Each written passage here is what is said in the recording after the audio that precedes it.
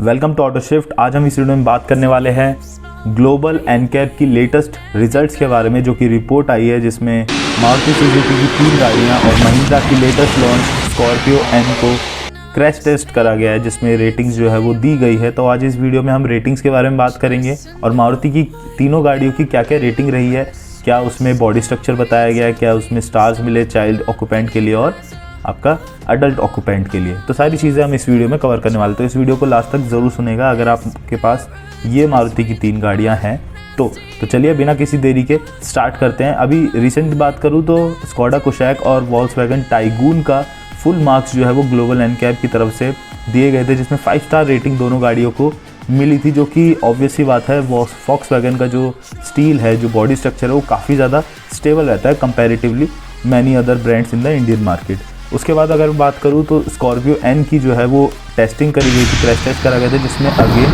5 star rating Scorpio N की देखी गई, जिसमें 34 में से 29.5 स्टार मार्क्स जो हैं वो आपको चाइल्ड ऑक्यूपेंट के लिए देखने को मिले थे। अब आ जाते हैं मारुति की ट्रियोज़ पे। ट्रियोज़ में स्विफ्ट थी, एस्प्रेसो थी और इग्निस थी। तीनों का स्ट्रेंथ टेस्ट करा गया और क्रैश टेस्ट करा गया, तो सब में आपको सिर्फ एक ही स्टार देखने को मिल रहा है। ये जितने भी क्रैश टेस्ट किए गए हैं ग्लोबल एनकैप की तरफ से, वो safer cars for India campaign की तरफ से करे गए हैं। अगर मैं स्विफ्ट की बात करूं तो उसे सिर्फ 1 स्टार मिला है अडल्ट के लिए, 1 स्टार मिला है चाइल्ड ऑक्यूपेंट के लिए।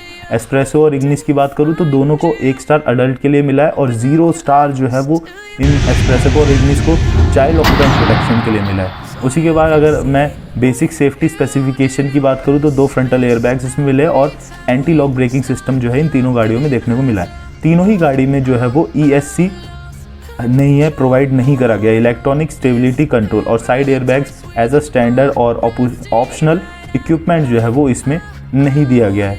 इसके अलावा स्ट्रक्चर अनस्टेबल का भी डेमोस्ट्रेशन करा गया था, जिसमें कुछ प्रोटोकॉल्स फॉलो किए जाते हैं। फ्रंट और साइड इम्पैक्ट प्रोटेक्शन उसमें देखी जाती है, इलेक्ट्रॉनिक स्टेबिलिटी प्रोग्राम देखा जाता है, पेडेस्ट्रियन प्रोटेक्शन और साइड इम्पैक्ट पोल प्रोटेक्शन जो है वो असिस्मेंट इसमें करा जाता है, जिसमें जो मारुति की तीनों गाड़ी है वो तीनों गाड़ियां ही फेल हो जाती है। फ्रंट इम्पैक्ट की बात करें तो अडल्ट प्रोटेक्शन में ड्राइवर और पैसेंजर हेड और नेक जो है वो सही रहे हैं, बट अगर मैं चेस्ट की बात करूं तो वीक प्रोटेक्शन है।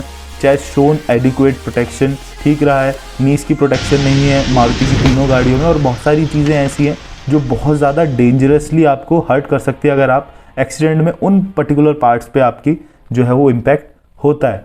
उसी पे जो सेक्रेटरी जनरल है ग्लोबल एनकैप का, उन्होंने स्टेटमेंट दी है, जिस स्टेटमेंट में उन्होंने कहा है it is great of concern that manufacturer with largest market share in India, Maruti Suzuki, still offers such poorly performing models which do not even make some key safety systems available to customers in India as optional equipment। इसका मतलब ये हुआ कि जो वहाँ के secretary general थे उन्होंने कहा है कि ये बहुत बड़ा एक कंसर्न है कि इंडियन मार्केट में सबसे लार्जेस्ट मार्केट शेयर लेने वाले मारुति सुजुकी की जो परफॉर्मेंस है, जो बिल्ड क्वालिटी है, वो इतनी ज़्यादा पुअर है उनके मॉडल्स की कि वो बेसिक जो की सेफ्टी आपको चाहिए होती है कंज्यूमर्स को, वो भी प्रोवाइड नहीं करते और उसके अलावा आपको ऑप्शन भी नहीं देते हैं ऑप्शनल इक्विपमेंट का कि आप इसको आगे जितने भी टॉप मॉडल्स है उसमें लगा सकते हो। टॉप मॉडल्स में भी आपको ये बेसिक सेफ्टी सिस्टम्स जो है वो नहीं देखने को मिलते।